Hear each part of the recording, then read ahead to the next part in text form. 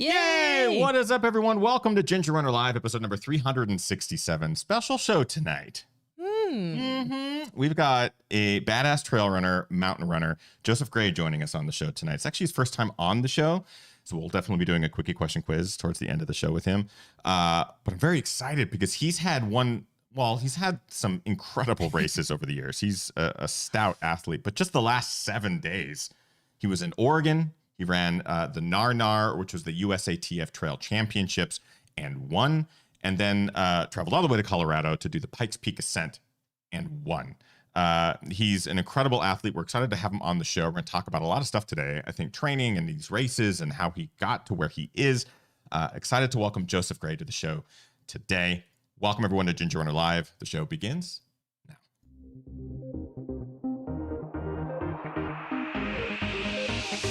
Ginger Runner.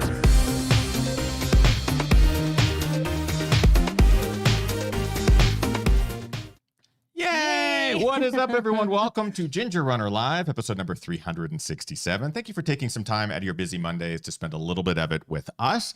Special show tonight because we got a first-time guest. Long overdue. Long overdue. I just want to preface this entire show by saying our guest tonight, we should have had him on the show years and years and years ago.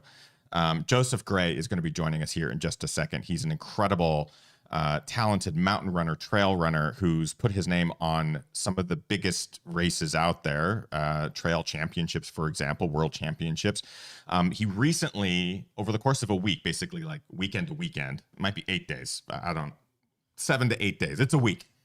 He ran the Gnar Gnar in Oregon, just on Mount Hood, which was the USATF Trail Championships, Mountain Running Championships, and won that. And then traveled to Colorado, ran the Pikes Peak Ascent, and won that. No big deal. No big deal. And we're going to talk to him about those races, the training leading up to them, what it's like racing on such a big scale and traveling the world and doing that sort of stuff. Joseph Gray is going to be joining us on the show. I'm very excited about it. But it's not just our guests. It's not just myself. Hi. Hi. How are you? Doing well. Hi, everyone. Kim Tashima Newberry here. As always, if you are new here, please say hi in the chat room. We would love to hear from you. And of course, because we are live, we'll be bringing Joseph on in just a second. So if you have questions, you can ask him in the chat room as well. Yeah, we'll take any live questions you have in the chat. Because again, first time guest. So this is always really exciting because we get to find out some origin story and find out training and all that good stuff. So it's a great opportunity to ask Joseph Gray some questions. Before we introduce our guest, of course, we have some individuals we'd like to thank at the top of every show, and that is our GR crew. It is because of them that we are able to do these live shows every Monday, podcasts, reviews, films, everything. It is because of them. You can join the GR crew. All you got to do is go to patreon.com/thegingerrunner, and you can join at any tier. We also have an after show tonight with Joseph. We'll ask some residual questions from the live show and stuff, and that is a GR crew exclusive, so consider that if you haven't already. Two individuals in particular at the top tier on our GR crew tier base we like to shout out at the beginning of every Ginger Runner Live. Brian Sands, also incredibly inspiring individual, has run his first marathon, ultra, first 100 miler, all within the last few years. He's just an incredible friend, and we're very lucky to have him be a part of the GR crew. And Rick Bjarnason. Rick Bjarnason is a British Columbian trail runner, ultra runner, and he also runs a company called cheekymonkeymedia.ca. They're a web design company. They redid the gingerrunner.com website. But Rick himself, again, talented ultra runner, just tackled the Sinister 7, which I think was a super brutal year with heat and all sorts of things. So big shout out to Rick and Brian. Mm-hmm. Thank you both so much. Without further ado, I'd like to welcome, again, for the first time to the show, long overdue, he's coming to us all the way from Colorado. And again, we're honored to have our guest, Joseph Gray. Yay! What's up, my friend? Hey, man. It's an honor to be here. Thank you guys for having me. It's going to be cool to kind of talk with some Pacific Northwesterners. So I still miss the Northwest a lot. So it's good to connect with you guys. We were just talking a little bit about that in the pre-show. So did you grow up in the Northwest, or did you spend just some time from your youth here? Yeah, I was a military brat, so we kind of bounced around a little bit, but I was there middle school, a little bit of elementary school, and also high school. Sorry. It's okay. Sorry about that. So yeah, I was that was home. I spent a lot of time there. And then even after I finished college, I came back for a little bit. And that's kind of where me and my wife kind of started to be adults, real adults. So, I mean, we've heard about you at one of our local grocery stores. Yeah, I mean, you're whether or not you live here, people know you here. I think we both grew up kind of in the same area too. I grew up just outside of Redmond, kind of in the suburbs there, before it okay. was what it is now. Like, obviously, I'm sure you're familiar with how things have changed here, even just on the east side. Like, it's different Yeah, than yeah. when we grew up, and Oh, yeah. there's people who are like, do you like if You- if we're wearing running clothes? Yeah. They go, do you know Joseph Gray? I'm like, not in person, but we know who of he him. is. Oh man, Joseph Gray is so awesome. He ran at I forget what high school, but like ran at this high school and was so amazing. It's like, damn, we got to get Joseph on the show. So Hey, you're a man, local celebrity. I'm happy they knew me because, in high school, everybody talked about me. They were just whooping everybody back in the day. So it's kind of an honor to hear that from high school.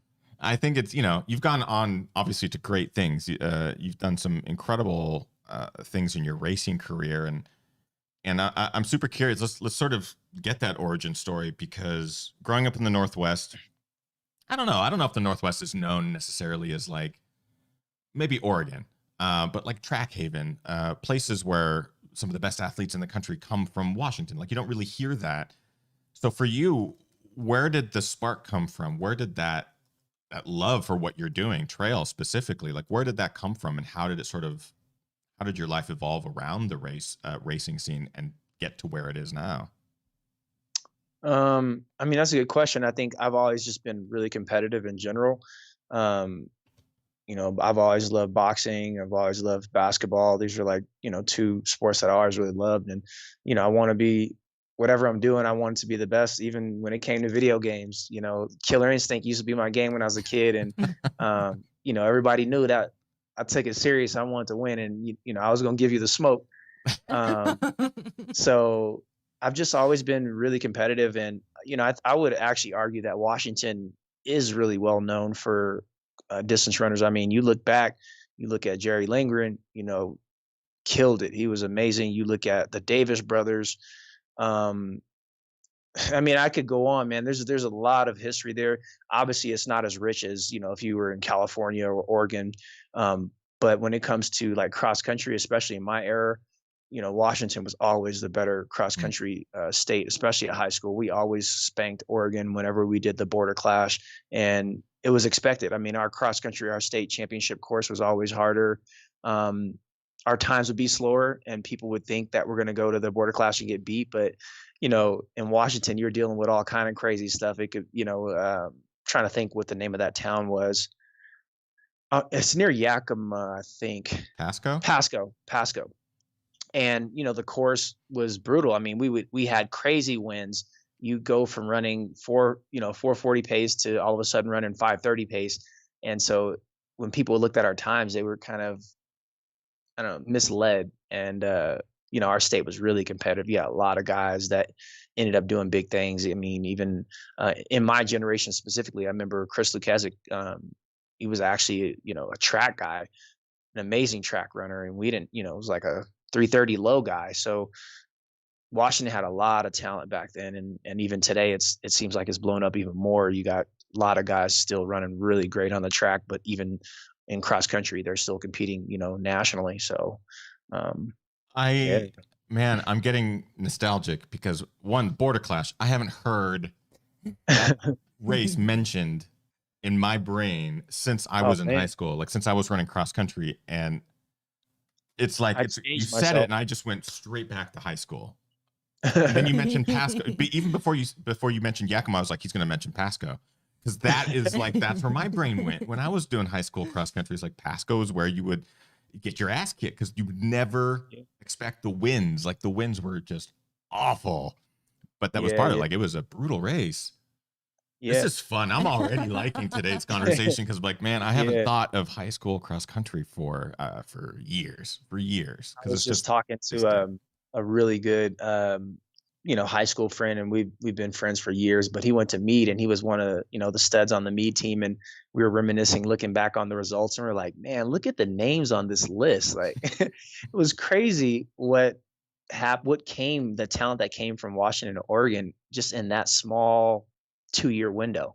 Wow. So yeah, man, it was amazing Is there time. anyone from those days that you competed against that has gone on to acclaim, like has gone on? Do you see people in the circuit regularly, people that you raced with in high school or in your younger days that you're like, man, I remember when we used to race in Pasco? Not at the top, but there's still a lot of guys who still enjoy running. They're maybe Yeah. not racing as much anymore. And there's some guys kind of like they were kind of considered mid-pack back, at the state level, and they're still running competitively today. Some of them are in like OCR. Um, you see some of them in ultra. They're kind of jumped. They kind of skipped everything and went straight to the ultra world. So yeah, there's a few guys for sure that I still see, but I would say like running professionally, no, not. It's not a big number. Obviously, I feel pretty old when I think about that.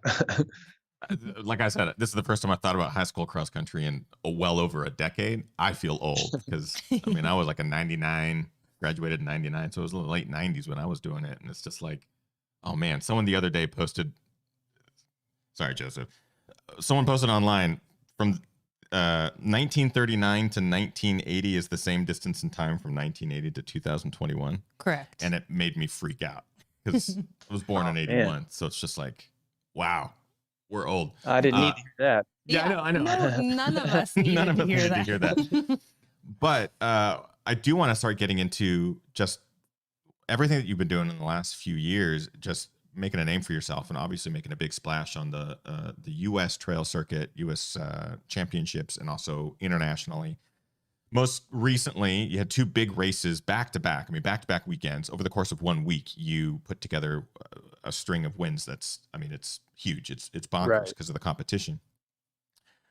Before we dive into those races, I want to know how you got there. So the last year, obviously, we've been dealing with a ton, and I'm curious, like, how you managed to overcome everything that's going on in the world and still manage training and motivation and all those the secrets that got you fit to the point where you are today, And throw in kids in and the throw in mix. kids and family and all Yeah. that sort of thing. How did you get through the last year? Man, honestly, I'd like to say it was just my mental fortitude, but in reality, I had a lot of help. I guess I didn't realize how motivating children are. I didn't need my wife to motivate me as maybe she did most of my career. It's looking at your kids and just knowing that, man, if you kind of give up or you become unmotivated and you become like a shell of yourself, sure, you're going to be sad about that, but your kids are going to know that when they get older, the internet is readily available. And, your kids ask, as you probably guys know, but they ask questions that you are just not ready for. And if it came to the point where I was just kind of gave up, I had an injury early in this year and I was really depressed and kind of, I lost a lot of motivation in terms of training and things like that, especially because I was like, I don't have anything to look forward to because Right. with COVID changing, the world and the environment in the racing world, it was like, shoot, man, I could be healthy and in 2 weeks, but it wouldn't matter because I'm not going to be racing anywhere. But just looking in my kids' eyes and just knowing that there's going to be one day where they're going to want to know why you stopped competing. I mean, I had those questions from my father. His father was a pro baseball player, and I'm sure he had those same questions for him. My uncle was a really good elite level basketball player in college. I have the same questions for him. So I know what's coming, and I want to be able to tell my kids I put it all out there, even when the cards were stacked up against me. And I wanted, that's kind of what motivated me, is just knowing that it's not so much my legacy, but it's kind of the inspiration for for the next generation in my family. Like I want them to be inspired and to know that things might not always work in your favor, but you can put in the work and stay dedicated and you know accomplish what you had intended. Yeah, Mark in the chat room says, my kids motivate me every morning, lace those shoes, get out the door, be a role model. And Highland Running Club follows up saying, children can see hard work in a parent. Oh yeah, he's spot on that. Spot on. And, you know, as a byproduct of that, Joseph,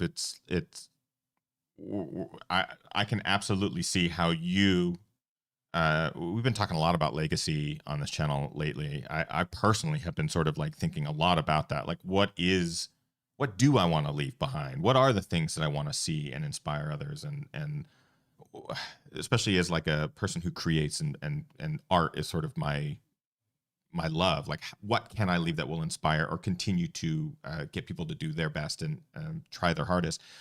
As a byproduct of what you're doing for your kids, I can see it transcending just your family and inspiring others and other kids and other families. Like, I remember looking up to athletes as a kid, and I think there's people out there who are looking up to you, who see you cross that finish line and go, man, what an amazing athlete, what an amazing runner. I want to be like Joseph someday. And to hear you talk about like wanting to show your kids what you're able to do as a byproduct, you're showing other people. I think it's honorable, man. It is wonderful. I am curious. You mentioned the injury at the front of the year. Was that beginning of 2021 or like the beginning of the pandemic? 'Cause Yeah, everything is it blurred was together. kind of like a few months into 2021. Okay.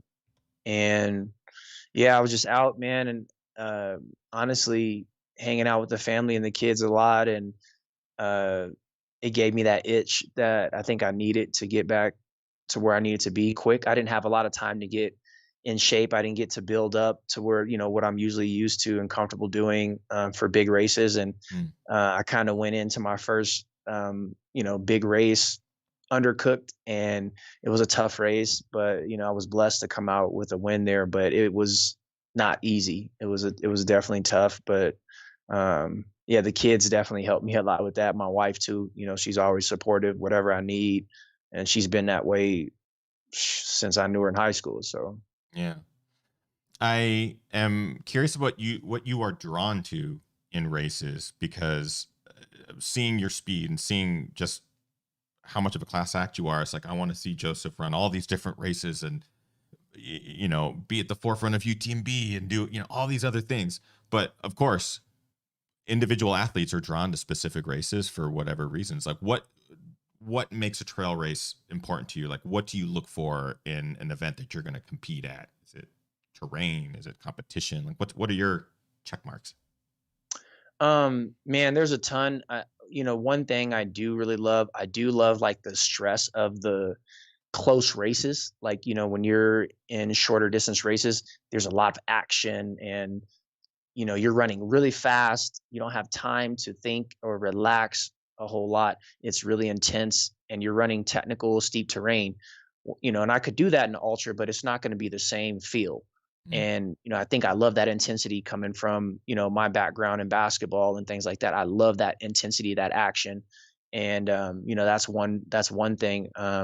Another thing is history, right? Does the race have any history? Is it a competitive event?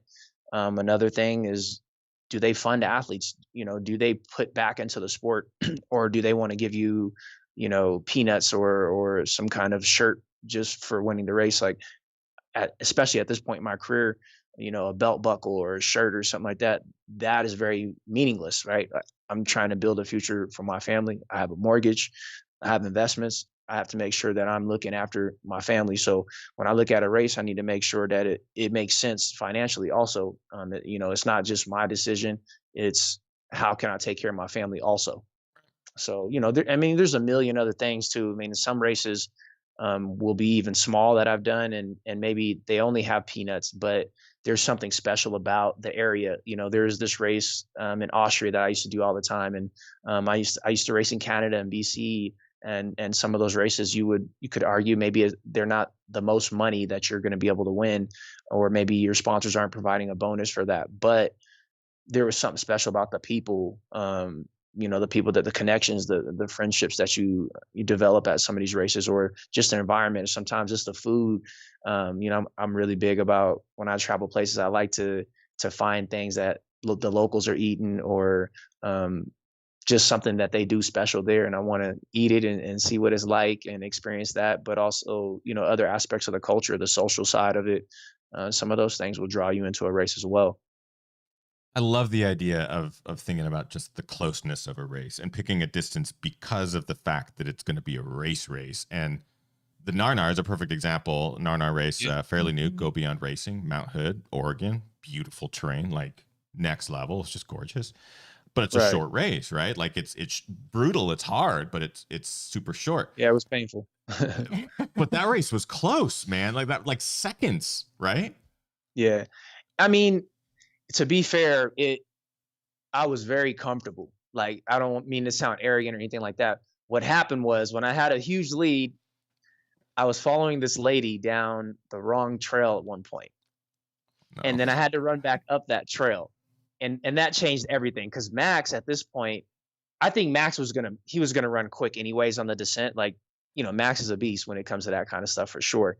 He was gonna close it off, and he had people in his sights, so he had something to chase. Right. I had a huge lead at this point. I think they said it was like almost over a minute. And I took that wrong turn. I started heading back up the trail, and I can hear footsteps. And I knew it wasn't the women in the race because the people, you know, we were coming through the women. We were lapping the women that they started like maybe 30 minutes ahead. So the women that we were catching at this point in the race, you know, they're not probably running 5 minute, 4 minute type pace on that descent. And I could hear when I started coming back up to the normal trail to start going down again, I could hear some quick steps. And I'm like, man, I wonder who that is. And I was thinking it was Joseph Demore. And, you know, I've raced him a ton of times, so I kind of know what he can do downhill. So I still felt comfortable. Then we got down onto the Gnar Gnar trail, and you have a little bit more visibility. And, you know, I'm kind of chilling again because I'm like, okay, I don't think anybody's going to catch me. And then I look and I see Max coming off of a switchback. And I'm like, oh, man. It's, you know, and it's a choppy trail. And I'm weaving, you know, I'm the first runner. So I'm catching everybody at the tail end, and I'm causing them to spread the seed. And so you're losing a little bit of time there. But also at this point of the race, you know, those mountain bike trails are they're dangerous, and the sun's out. And so the sand is kind of white. So you might not see a stone sticking out. And, you know, when we did the pre-run, I did biff on that trail while I was running with my buddy. And just cause it's hard to see it. You can't contrast the light. Like, it's just every now and then you might step on a stone, and that comes with the territory. And that's why I started getting nervous coming into that last K. Cause I'm like, man, if I fall down or anything Oh, or yeah. stumble, it's going to make this race way closer than I had expected.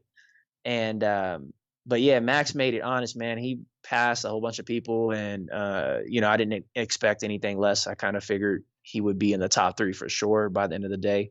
But yeah, I like that stress, that drama, because it was action. It could have been boring. It could have been a boring race, but anybody, you know, the spectators, anybody watching the race, all the athletes that were in that top tier when we took off, they know what I mean when I say it was a lot of action, and there's a lot of lead changes, a lot of movement, and I love that. I love that part of, you know, racing the short trail.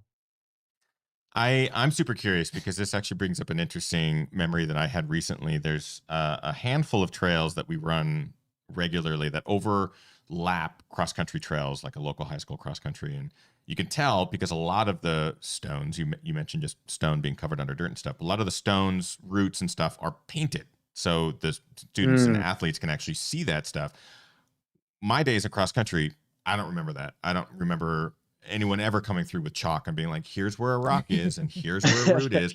And I think I mentioned on social a few years ago, just like, what's with all the chalk and like the hand holding for kids these days, right? The kids these days thing. But I'm curious, you coming from a cross country background and having a close connection with that, and then running this race where there's no hand holding. Gnar Gnar is not going to come out and spray paint this rock or that rock. Like, what do you prefer? Is that something that existed when you were younger? Is it something that should exist in this day and age? Or do you just prefer kids and athletes train on hard stuff and get used to it and run those 4.5-minute miles downhill on technical stuff? I think when it comes to just purely cross country, in the U.S. specifically, we've lost sight of the origin of cross country.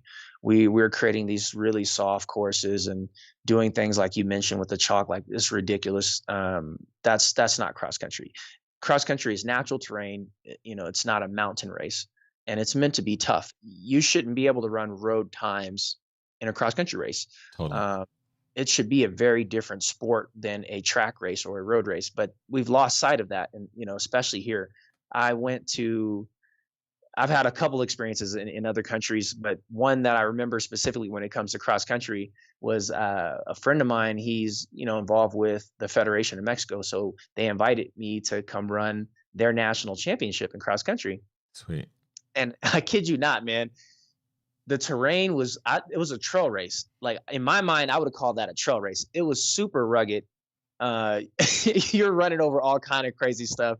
But I was like, man, Mexico gets it. They understand. The Mexican athletes understand, like, cross country is meant to be natural terrain, might be rugged here and there. You might get some smooth stuff here and there. But I mean, it was over all kind of stuff. There was even like straight up stones, and we got spikes on, and my spikes were done at the end of this race. Done.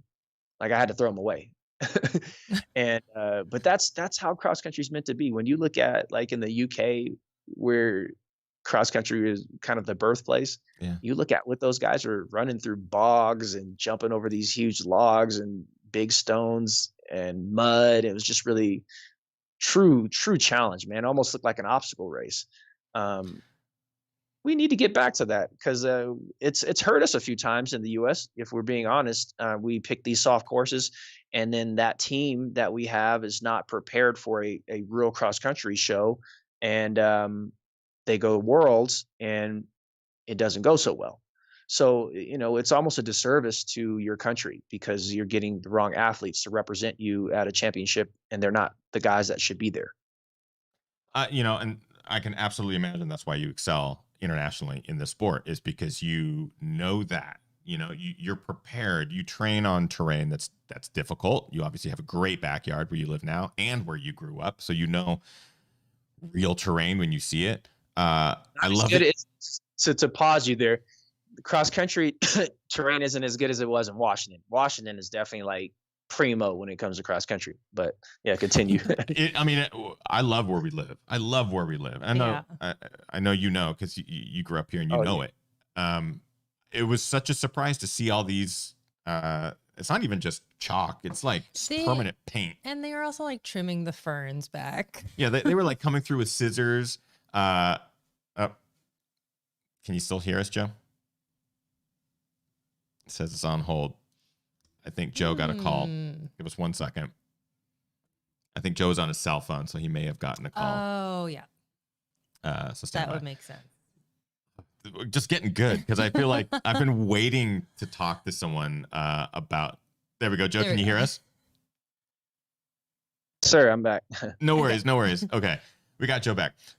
So I paused because I saw that you paused, but basically what I was saying is we were so surprised to see this stuff happening on the trails because they weren't using chalk. They were using spray paint, and they were trimming the ferns. Like the parents were coming through with scissors and like trimming the ferns so the kids didn't have to touch ferns. Like it was, I was going, what is going on? In Washington? In Washington, man. On like one of our local mountains. Oh, man. One of our local mountains. And what's crazy is these cross-country trails, which I know the kids are probably running every day.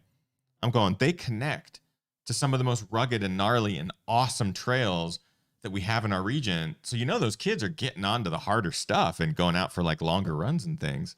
I'm going, why are you painting roots and rocks? Like, what are you doing? That's not crazy. to get totally into the weeds there, but I was just like waiting for someone to talk to about this that knows that has a bit of knowledge and history with this. Man, I haven't seen it yet. I got to see it just so I can believe it. When you come up to the Northwest, we'll show you. I would say we could go for a run together, but I think it would be hey, Joe, let's go for a bye, Joe. But we'll tell you exactly where it is, and you can come out. Okay. And we can scrape the paint off together. We'll take it back. A couple questions from the live chat. Kim, you want to get to some of those? Yeah, there's a comment question from Todd in the chat. Todd says, Joe is such an inspiration. What's more intense for you, vertical kilometer or short trail competition? Um, that is a confusing question, Mr. Todd, because there are short, like the world, like for example, the World Championships in mountain running. Every other year, it's up and down, then up and uphill. So it's not as steep as a VK, and so it's very runnable. It's not a course that you could just kind of power hike. You really have to put a lot of power out and run it. Um, I think those races are harder for me than say an up and down race or a VK, just because it's just you're in you're in anaerobic debt pretty early on, and you're kind of floating between aerobic and anaerobic, like here and there, people putting in moves, and it's not very comfortable. Whereas in a VK, you have some moments where you can kind of get a couple power hikes in and catch your breath, maybe lower your heart rate a little bit, and yeah, so I would say that in the middle there. Otherwise, cross country, even like especially now that they've lowered it 2 kilometers to 10K, cross country is really intense nowadays, especially because it's like it'll be on grass per se, but it'll be flat, and so you're running really hard, Yeah. and you're dying from the jump. So I think every race is hard, to be honest. Miles hard, 400's hard, 200's hard. You can make any race as hard as you want to make it. Maybe one more last question. Yeah, and this is a great comment and question as well. And this comes from DN Bar Poet 77, and they say Joseph is a personal inspiration because of his commitment to representation and his character. They go on to say that they discovered you the first year they started trail running, which was in 2017. And they say that now I'm 62. They also ask, can Joe talk a little bit about some of the work he's doing with youth and helping to expand diversity efforts? Yeah, well, first off, welcome to the sport. That's pretty cool to see that picked it up so late in life, but it's one of those things you can do till you're 100 years old as long as you stay healthy. Um, but to answer your question, when it comes to what I'm doing for youth, specifically, I have this thing called Project Inspire Diversity, where basically I give a little bit from me. My sponsors will also help out providing gear, and it's just to I'll find local kids, specifically local Black kids who are into trail running, or not into trail running, but just into distance running. They're in high school or middle school. They're young. They're new to the sport, and just provide support for them to keep them motivated. And mostly this comes from my history. Just I knew how big it was for me when I came into the sport. I felt like the black sheep. I was the black sheep technically, and I was in a sport where I didn't feel like I had a lot of support. I didn't feel like a lot of people were happy to see me there. I didn't get the same kind of support as other athletes, that stories that were shared and things that they received. And I remember a coach gave me a pair of shoes in middle school, and back then competition shoes were out of the question, especially with my family. They're expensive. You can't use them for anything else. And he gave me these pair of shoes, and I was just like super motivated. I forgot about all the negative stuff, and I was ready to train the next day and put in the work. And I hope to kind of pass that on to these other kids, and hopefully they stay in the sport, and hopefully I inspire them to do something great for the next generation as they get older. And it doesn't have to be um, necessarily athletes of color when they get older. Hopefully diversity is a beautiful thing by the time they get to my level, my age, and that doesn't become an issue. But I hope that they pay it forward and do something for somebody else, whether it be, with money or time. Time sometimes is more important. And there's a follow-up question in the chat, and I think a question that we were also going to ask. ATB2 says, is there a way that we can contribute to this? Yes. So how can we help? Yeah, I haven't created an avenue for that. People have reached out, and I don't have specifically a nonprofit, but there is a way that we can work it through my pro group. They can donate money through there, and it can go towards um, my project with youth. But specifically, yeah, the people have just kind of been giving me the funds, and I'll pay the taxes on it, and I'll help the kids, with what they need, whether it be shoes or gear. Trail Sisters in Golden, they, shout out to them. They really helped me out a ton. We're using their funds this weekend, actually coming up. for a couple of kids, and really cool project that we did where I had kids answer an essay question, what they learned during the quarantine process, the lockdown during COVID, and what they learned specifically positive. What did they learn? What is something positive that they can take from this experience? And had two kids that I thought had the best essays, and they're gonna receive some funds and some help, some gear from my sponsors, but also we'll get them lined up with some Hoka shoes as well. Very cool. I mean, talk about great role models. Yeah. Man, Joseph, like everything that we've been talking about today is just like you're setting the standard, man. We really appreciate what you're doing, and man, I can't imagine the number of athletes, the kids that are looking up to you and thinking, I want to be like Joseph, or just thankful. Kids that are just thankful to get a pair of Hokas. Like, I can imagine that's like that freaks some kids out, being able to open a brand new box of those shoes and being able to use them. Well, there's also like I feel like I call it a myth that people think, oh, running's so accessible. It's accessible for everyone, and all you need is a pair of shoes. But it's not that simple. And it's not just like a pair of, Yeah. it's not that simple. So. I've talked a little bit about that with friends, but how, there is that misconception. People think, oh, it's such a cheap sport and you can just do it. You can go to Payless and get, some cheap shoes. And I'm like, oh, hold up. That's kind of where I started. My family, we didn't do the name brand thing for a long time.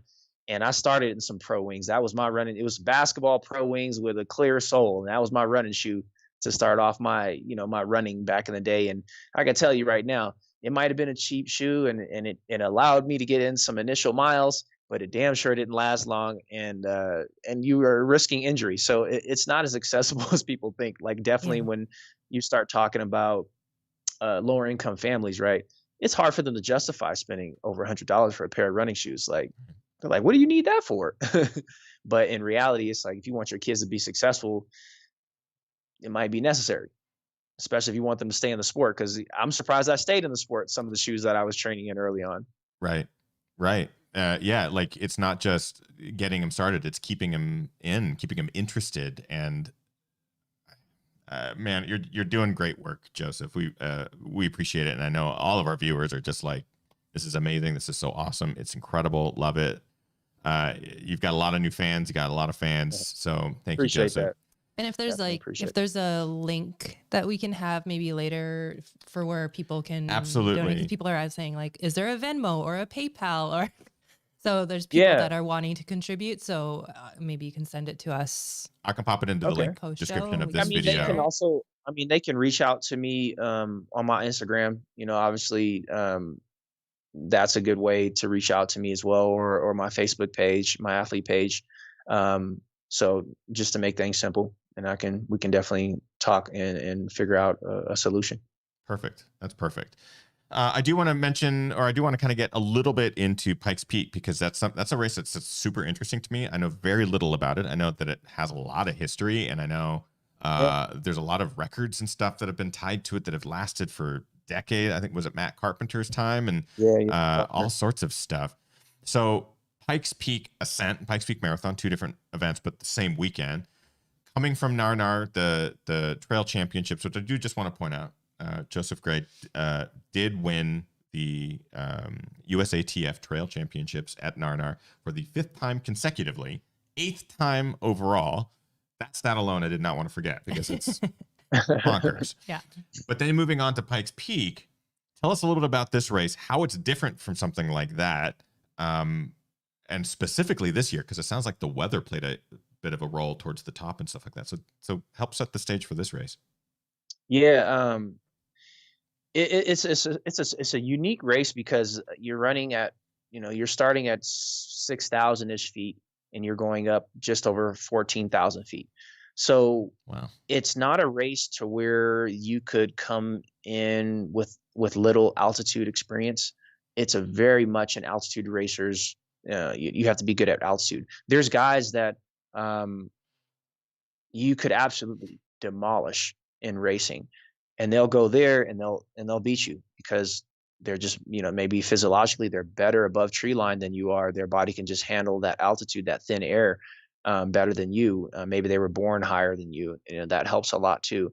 But specifically on race day this past week, the weather, you know, and it was dumb on my behalf, right? I thought I could get up there and we wouldn't be outside very long. I can get inside and I don't have to worry about the weather. You know, a friend of mine, I saw her Instagram story and she posted the weather and I'm like, oh, 18 degrees, you know, we're not going to be out there that long, you know, no big deal. I don't know what I was thinking because I'm like, we're running above tree line for quite some time. You know, you're talking 30 to 40 minutes for the top guys. You're going to be up in that atmosphere. And I don't know what I was thinking, but it's, you know, I've been away for racing, especially that race for a long time. So I think I just wasn't thinking. And I thought I'd be fine. I got up there. I started feeling the wind just before we got to tree line. And I'm like, then I realized I messed up. I was like, oh man, if it's already easy right now, what is it going to feel like in like 3 minutes from now? It's going to be nasty. And sure enough, we got up there and it was brutal. And tree line to summit, like what are we talking distance and elevation wise? So like what's the distance difference there? it's like 3 miles. Maybe, I mean, technically a little over 3 miles, but and probably like 2,500, 2,600 feet. So just like I mean, it's under steep, 25% of the race. That's pretty good. Okay. Yeah. And I mean, and you know, for me specifically, I didn't come in with any goals. It was more I was using it as a race, like a workout. Sorry, and I just was trying to be tactical and make sure I came out and won. You know, I knew I wasn't ready for altitude. I knew I'd be tired. I had just, you know, won the national champs 6 days before that. So I knew this isn't the day for me to kind of come out here and try to, you know, PR or run my best time. And I knew I wasn't going to. I mean, even if I got to tree line ahead of my best time, what remained after that, it would have been impossible for me to run any faster. And so, you know, it was just survival mode at that point. I kind of tucked my arms in and I was just trying to keep myself warm for the last 3 miles. And I got to the finish and I didn't say a word to anybody. I grabbed, you know, a thermal blanket and, you know, shout out to the volunteers that were there to kind of guide you, you know, through the fog. Cause I didn't know where I was going at that point. It was super cold. I wasn't even focused on anything except that blanket. And, they got me in the building and, you know, instantly felt better. It's funny because a lot of the videos and photos and stuff that I saw from, because it was Saturday, Sunday, right? 2 different events, Saturday, Sunday. Yeah, marathons. And seeing the difference in attire of people standing at the top was like ski bundled up, gloves, masks and stuff on Saturday. And then Sunday was like, all right, hanging out, pina coladas and enjoying it. That's 14 or 14, man. They can change. I mean, like in that, 2 right? hours, it can be changed. Like there were people that were there the couple hours after we finished and they said it was beautiful. I was like, I just can't see that being possible. There was like snow and ice up there. Wow. So for that race in particular, you run essentially straight up the side of a mountain. You gain like 7,800 feet or something crazy like that. And around is it 13 miles? Essentially 13.1 miles, half marathon. Yeah, right? yeah, a little over 13. And that much gain in that amount of distance, and there's no respite. It's just essentially crushing straight up. Is bonkers. At the top, do you go back down the trail, or do they have a shuttle, or how do you get back down?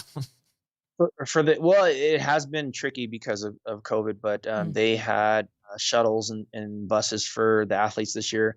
I want to say Subaru was a sponsor this year, so the guys on the podium, we got to go down on the Subarus, which was cool. It cut a lot of the time down. We got down pretty quick, and so yeah, you could run down if you want to, and I thought about doing that, but with the weather, I was like, yeah, I don't need that kind of a cool down right now.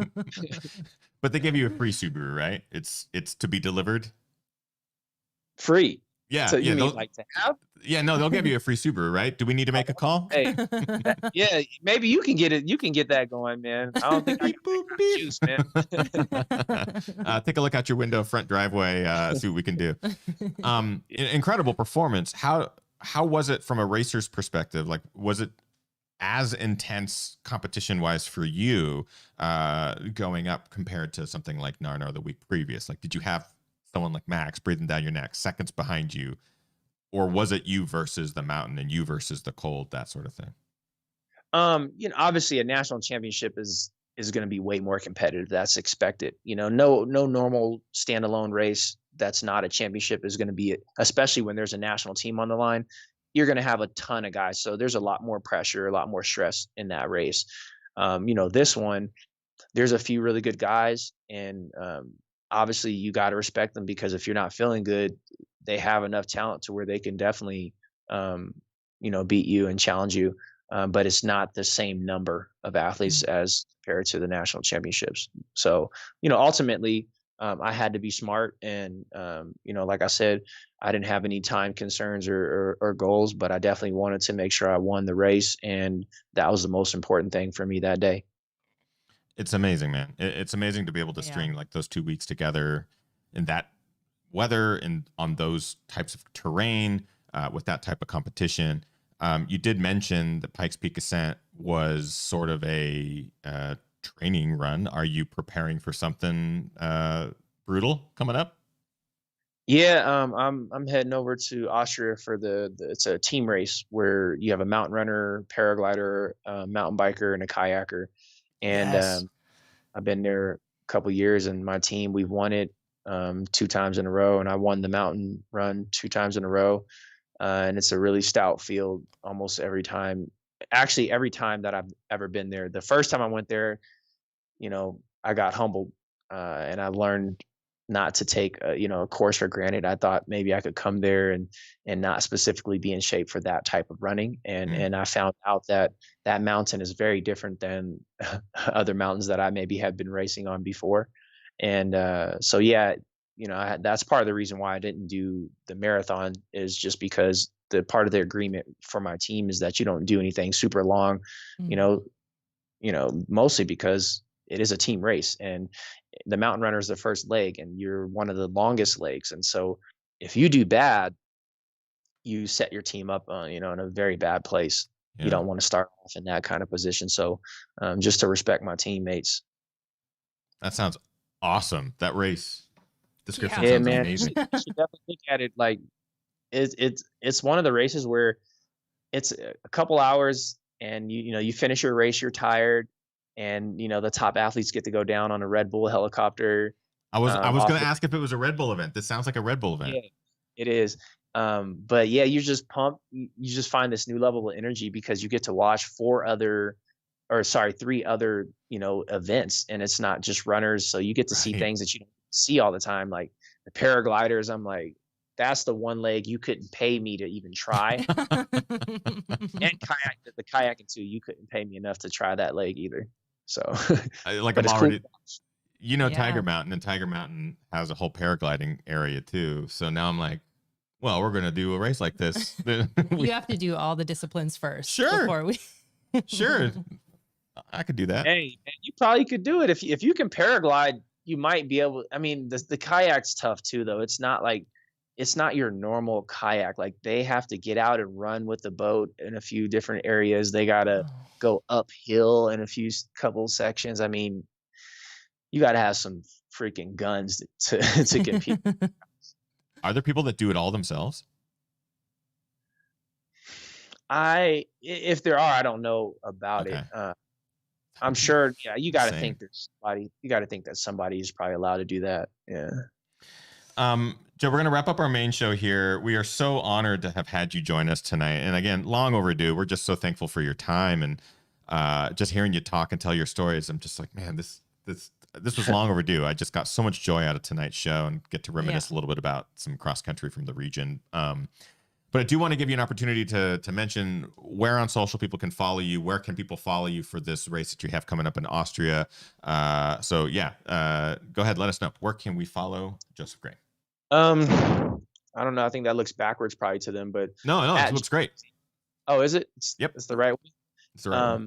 On Twitter and Instagram, and then Journey of Joe Jeezy on Facebook, on facebook.com/Journey of Joe Jeezy.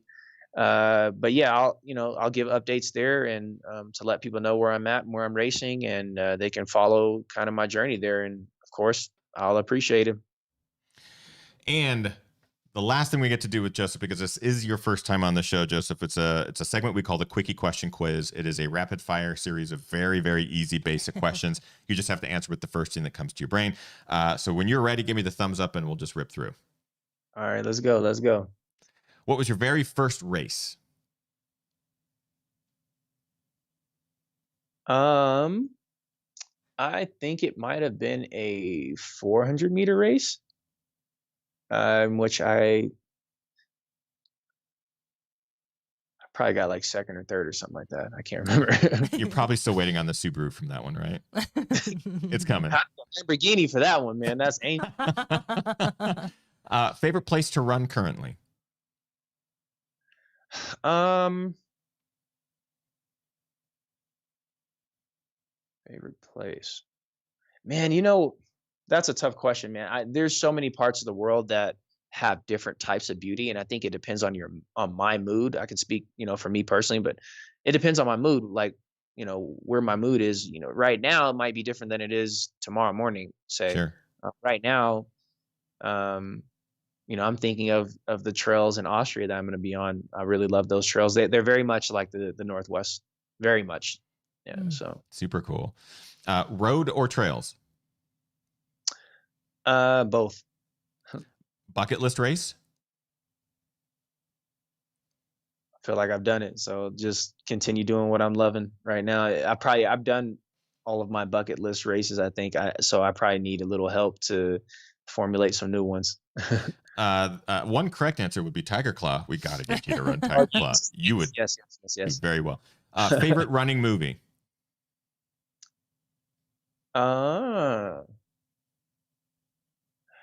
This is not going to be what everyone else would think of as a running movie.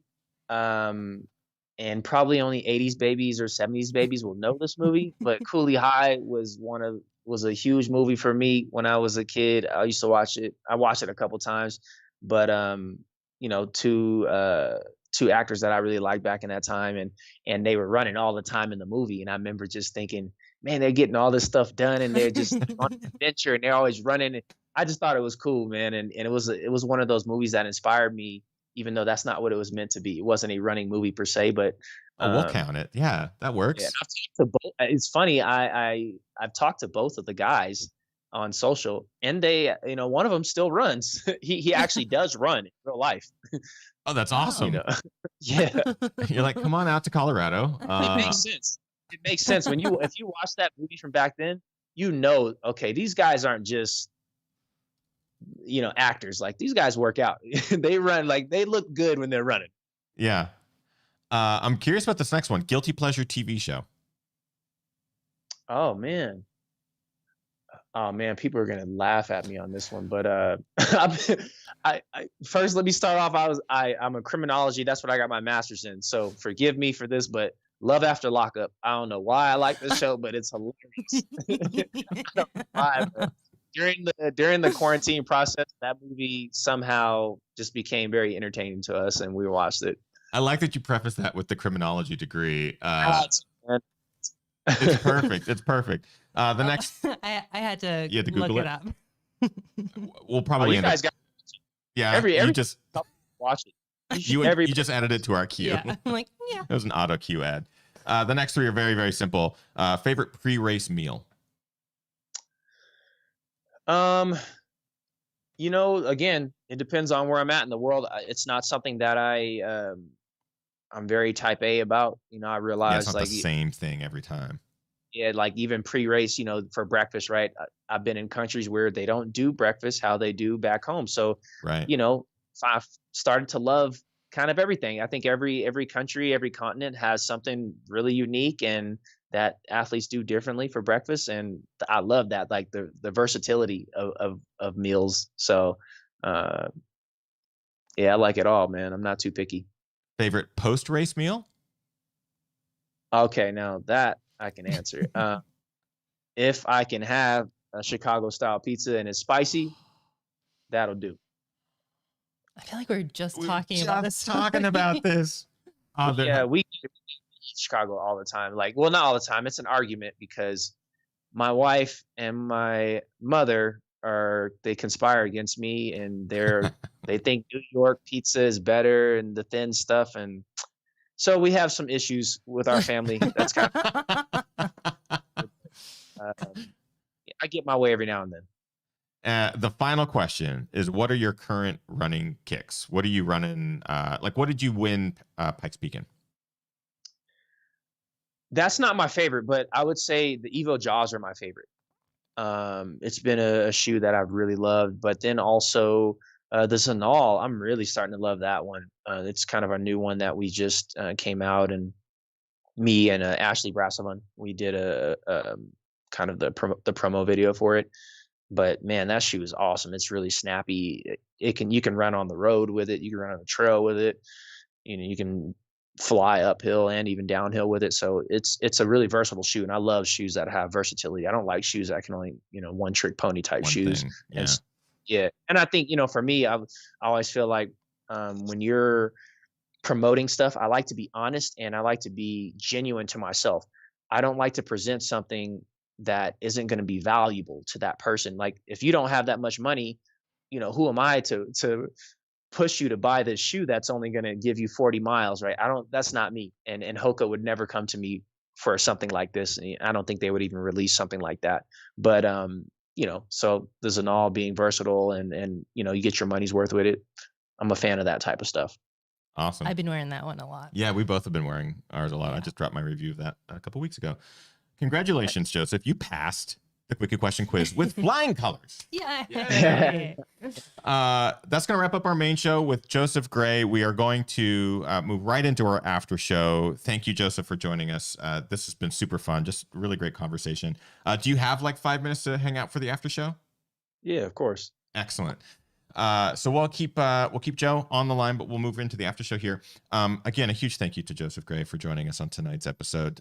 Before we move into the after show, though, we do like to recognize members of the community who go above and beyond each and every week, people who do just awesome things for themselves or for the community. We call it our GR crew member of the week. Kim, who is this week's GR crew member?